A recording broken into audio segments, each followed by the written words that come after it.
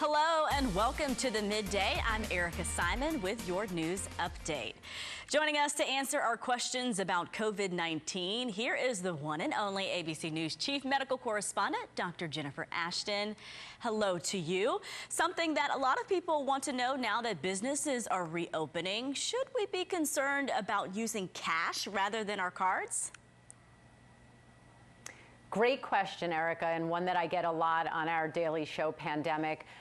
Very little data on the ability for these fomites or viral particles of coronavirus to survive on porous or soft surfaces. It just hasn't been tested yet. I think that if someone is concerned, you know the easy remedy for that. Wash your hands well, use hand sanitizer if you're not by a sink with soap and water. But that is not thought at this point to be the major route of spread of this virus by contact. So that should give some reassurance. And as you know, we are seeing a dramatic increase in cases here in Texas and other states around the country. Is this what we would call the second wave, or potentially is this just a result of the states that have reopened?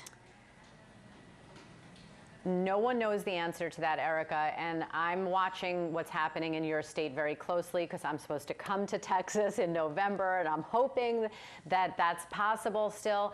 I think it could be a combination of multiple factors. Number one, more testing. When we test more, we tend to see more cases. Number two, possibly people not following the CDC recommendations about face coverings and distancing, hand washing, of course. And number three, this could just be the natural movement of this virus across the country. Yes, it started and hit New York, New Jersey, California first, but now we're seeing it spread, and I think to some extent that's to be expected.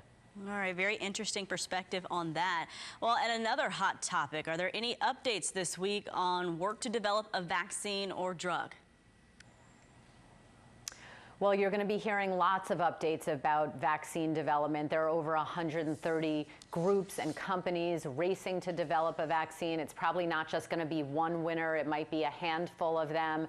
The largest leader, the NIH Moderna vaccine, set to go into phase 3 clinical trials in July, and they just announced that they will be ready to manufacture and distribute up to 1 billion, with a B, doses of that vaccine by the end of this year. They are making those vaccines at risk, not safety risk, but manufacturing and investment risk, just so that if all of the safety trials go smoothly, we get good data, that it's safe and effective, that they will be ready to make as many doses of that vaccine as we need in this country. So we'll be following that story and those developments very closely. You know, a lot of people crossing their fingers about that. And unfortunately, we also know some people kind of have a false sense of security now that states have reopened. They can go back to bars here in Texas. They can basically do whatever they want to do.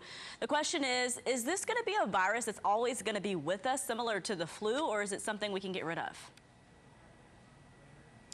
Well, Erica, I think at this point, in speaking to top infectious disease specialists, as I do regularly, you know, there's no indication whatsoever that this virus is going to miraculously disappear. So it's about us learning to live with it in as safe a way possible. You can never make the risk zero. It's about lowering risk as low as you can. And while, yes, a lot of these precautions and steps are unpleasant and annoying and inconvenient, for right now, I think we all need to realize that unless we want to risk going back into 2 months of lockdown, it really is kind of a low risk, potentially very high benefit course of action to take these steps. Takes a lot of getting used to. I definitely feel the same way, but that distance, the face coverings, possibly eye protection, which we may start hearing about more, and keeping your distance, really important right now. It's the best we have. Okay, yeah, we need to double down on that. Doctor, we really appreciate your time. Thank you for informing us here in the Houston area. All right, well, that's going to do it for the Midday. I'm Erica Simon. Have a great one.